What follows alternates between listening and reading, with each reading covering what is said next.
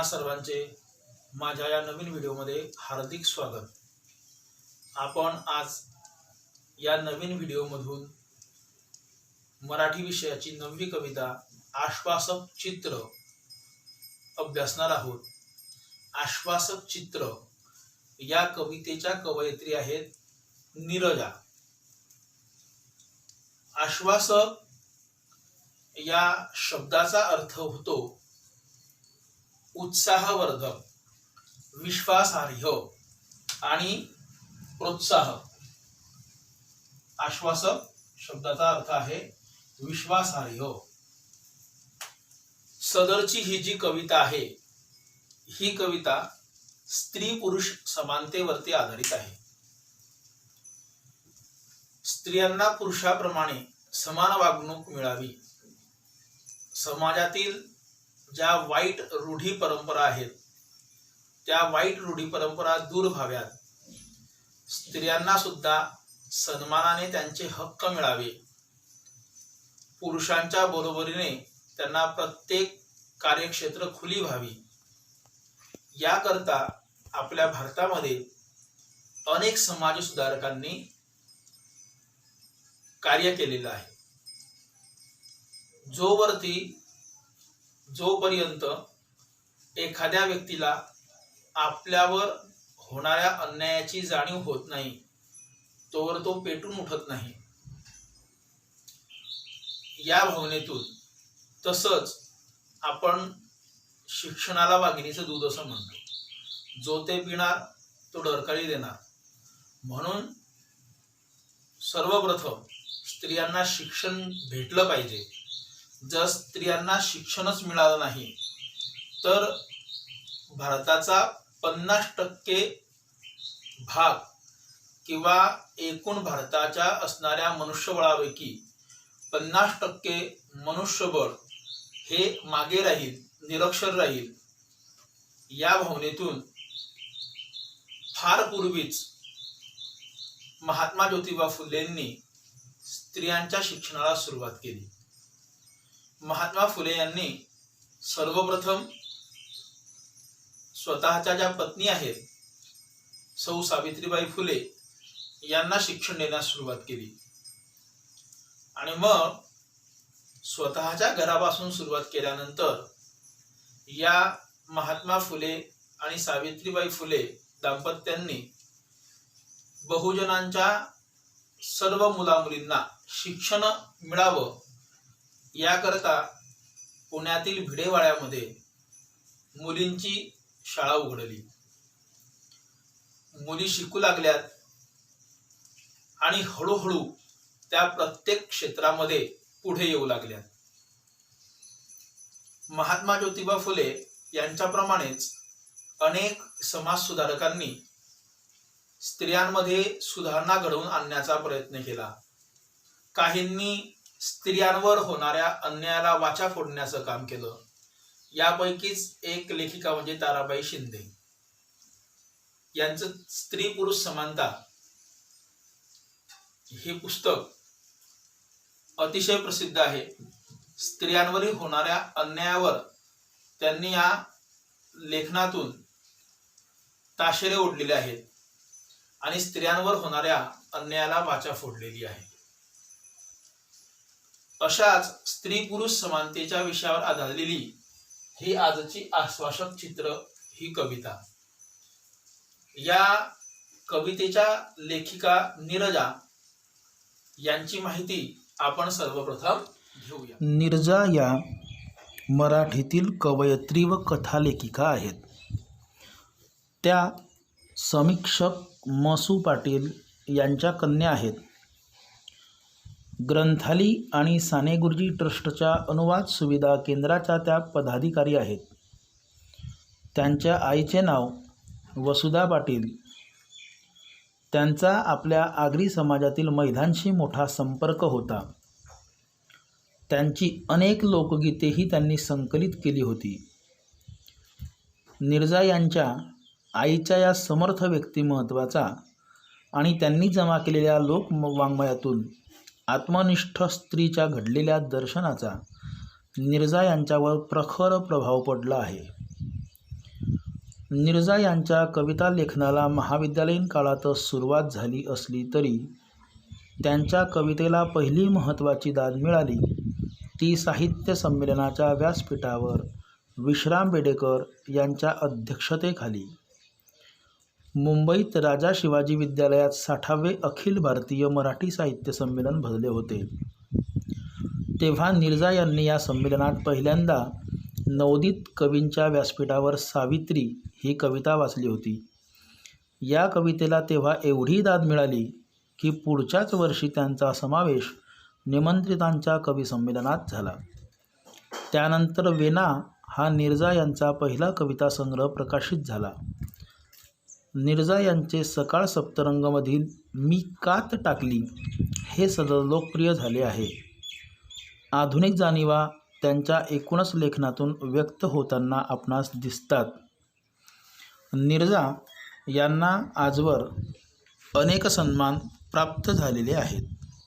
कवी नीरजा यांच्या निरर्थकाचे पक्षी या पुस्तकाला केशवराव कोठावडे पुरस्कार प्राप्त झालेला आहे. कुसुमाग्रजांच्या कवितेतल्या स्त्री प्रतिमा या विषयावर बोलण्यासाठी नाशिकच्या मुक्त विद्यापीठातल्या कुसुमाग्रज प्रतिष्ठानातर्फे त्यांना बोलवण्यात आले होते. नीरजा या पुणे येथे भरलेल्या 4थ्या सम्यक साहित्य संमेलनाच्या अध्यक्षा होत्या. निरन्वय या कविता संग्रहाला महाराष्ट्र साहित्य परिषदेचा कवी ह.स. गोखले पुरस्कार प्राप्त झालेला आहे. त्यांच्या साहित्याला राज्य सरकारचे इंदिरा संत पुरस्कार, कवी केशवसूत पुरस्कार, पु.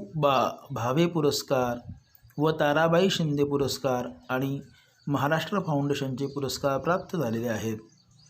महाराष्ट्र राज्य साहित्य संस्कृती महामंडळाचा यशवंतराव चव्हाण पुरस्कारही प्राप्त झालेला आहे. पावसात सूर्य शोधणारी माणसं या कथासंग्रहाला दिवाकर कृष्ण पुरस्कार प्राप्त झालेला आहे. सावानाचा डॉक्टर अ.वा. वर्टी कथालेखन पुरस्कारही त्यांच्या कथालेखनाला प्राप्त झालेला आहे. अशा या अष्टपैलू कवयित्रींच्या कवितेचा आज आपण अभ्यास करणार. पेज क्रमांक 31 काढा. आपण प्रत्यक्षात कविता वाचनाचे शीर्षक आहे आश्वासक चित्र. कवितेच्या सुरुवातीलाच एक चित्र दिलेलं आहे. कवयित्री नीरजा या खिडकीतून बाहेर बघत आहे. बाहेर उन्हाच्या आडोशाला एक मुलगी लुटूपुटूचा भातुकलीचा खेळ खेळत आहे आणि तिच्याच समोर एक मुलगा उंच चेंडू आकाशात भिरकावून तो अचूक झेलत आहे. प्रत्यक्ष आपण कविता वाचनाला सुरुवात करूया. तापलेल्या उन्हाच्या आडोशाला बसून खेळते आहे एक मुलगी केव्हाची. मी पाहत राहते तिला माझ्या घराच्या झरोक्यातून. ती मांडीवर घेते बाहुलीला, एका हातानं थोपटते तिला, चढवते आंधण भाताचं भातुकलीतल्या इवल्याशा गॅसवर. बाजूला खेळतो आहे मुलगा हातात चेंडू घेऊन. खूप उंच उडवून चेंडू नेमका झेलतो तो हातात. मुलगी पाहत राहते कौतुकानं त्याच्याकडे. अचानक बाजूला ठेवून बाहुलीला ती जवळ जाते त्याच्या. मुलगा दाखवतो तिला आपलं कसब पुन्हा एकदा.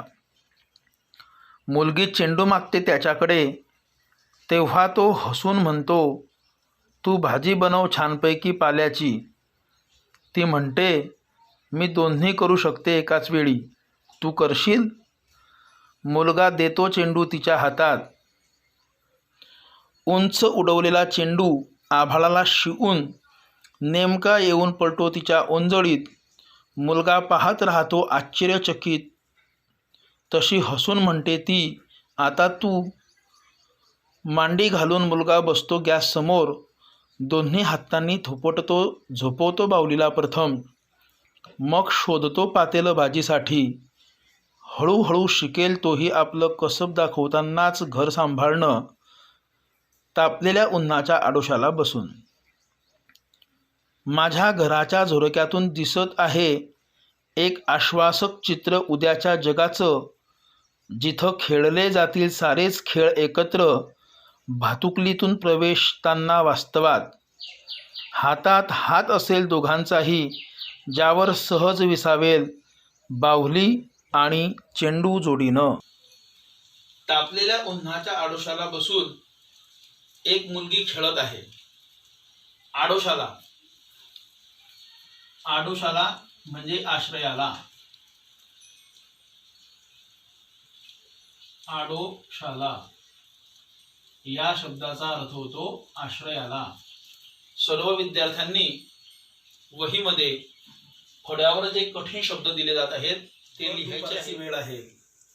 बाहेर ऊन पडलेलं आहे आणि अशा तापलेल्या उन्हात आडोशाला बसून एक मुलगी केव्हापासूनच भातुकलीचा खेळ खेळत आहे.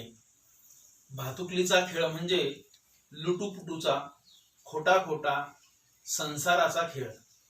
ज्याप्रमाणे आपल्या घरामध्ये विविध प्रकारची भांडी असतात, तशीच भांडी छोट्या स्वरूपात या खेळामध्ये सुद्धा असतात. आणि ती जो खेळ खेळते आहे तो खेळ कवयित्री नीरजा आपल्या खिडकीमधून, झरोक्यामधून बघत आहे. झरोक्यातून, झरोका, झरोका, झरोका म्हणजे खिडकी. आपल्या घराच्या झरोक्यातून कवयित्री त्या मुलीचा भातुकलीचा खेळ बघत आहे. ती त्या खेळामध्ये काय बरं करते तर मांडीवरती बाहुलीला घेऊन तिला थोपटत आहे, झोपवत आहे. आणि तिला झोपवत असतानाच गॅसवरती छोट्याशा इवल्याशा पातेल्यामध्ये भाताचं आंधण ठेवत आहे. आणि त्याच वेळेला तिच्या समोर एक मुलगा चेंडू उंच आभाळात फेकून त्याचा अचूकतेने झेल घेत आहे. मुलगी कौतुकाने त्या मुलाकडे बघते आणि बाहुलीला बाजूला ठेवून त्याच्या जवळ जाते. मग तो मुलगा पुन्हा आपलं कसब त्या मुलीला दाखवतो. कसब, कसब म्हणजे कौशल्य.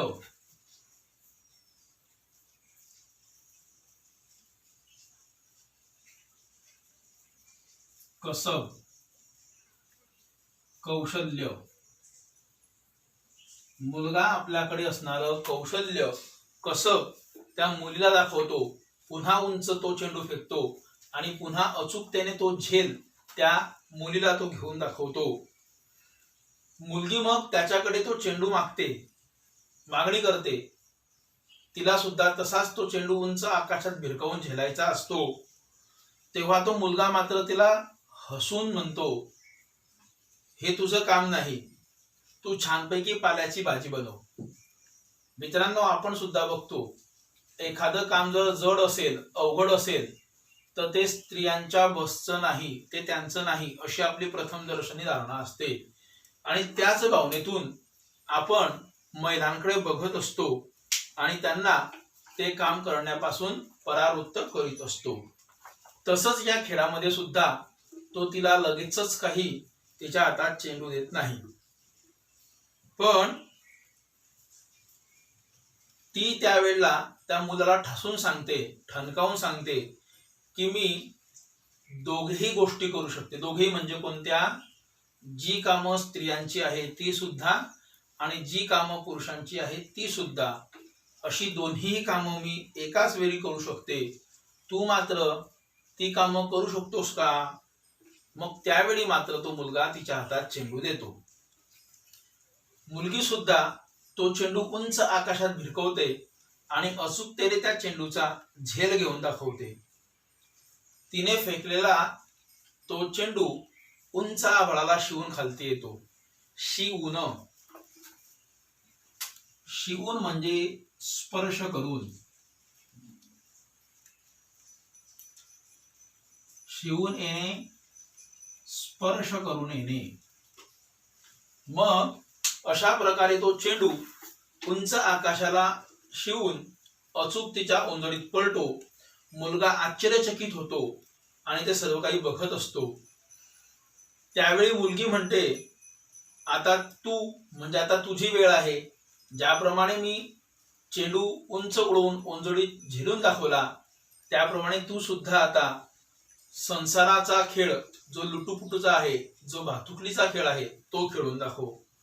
मग मांडी घालून मुलगा बसतो गॅसच्या समोर आणि तो सुद्धा त्या बाहुलीला मांडीवरती घेतो, तिला हळूवार थापटतो आणि त्याच वेळेला भाताचं आंधण ठेवण्याकरता पातेलं शोधत असतो. त्याला पातेलं लगेच दिसत नाही, पण त्याची ती उडालेली तारांबळ बघून कवयित्री नीरजा यांच्या मनात येतं की जरी आज रोजी त्याला भातुकलीचा खेळ अचूकतेने खेळता येत नाहीये किंवा त्याला घरातल्या वस्तू लगेचच सापडत नाहीये,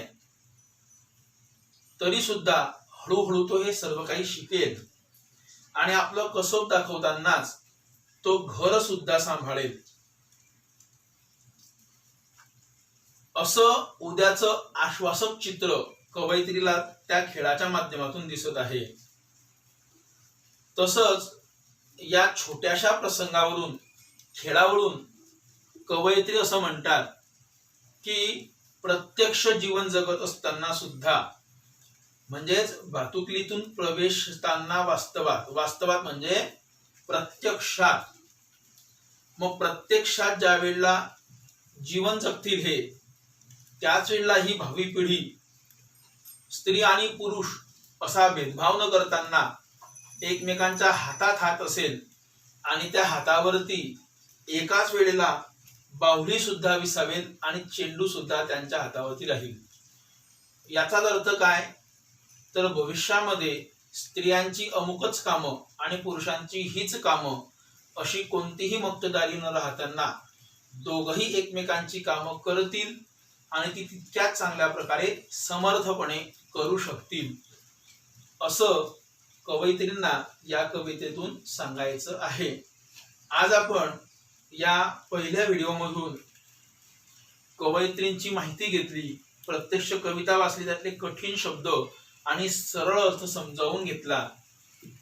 पुढच्या व्हिडिओमधून आपण पुन्हा एकदा व्यवस्थित या कवितेचा अर्थ समजावून घेऊ आणि त्यानंतर कृतीपत्रिकेमध्ये या कवितेवर आधारित कशा प्रकारचे प्रश्न येऊ शकतात, कशा प्रकारच्या कृती येऊ शकतात, याचा विचार करू. सर्वांनी ही कविता एकदा वाचा, अर्थ नीट समजावून घ्या, फळ्यावरती दिलेले सर्व कठीण शब्द आपल्या वहीमध्ये उतरवा.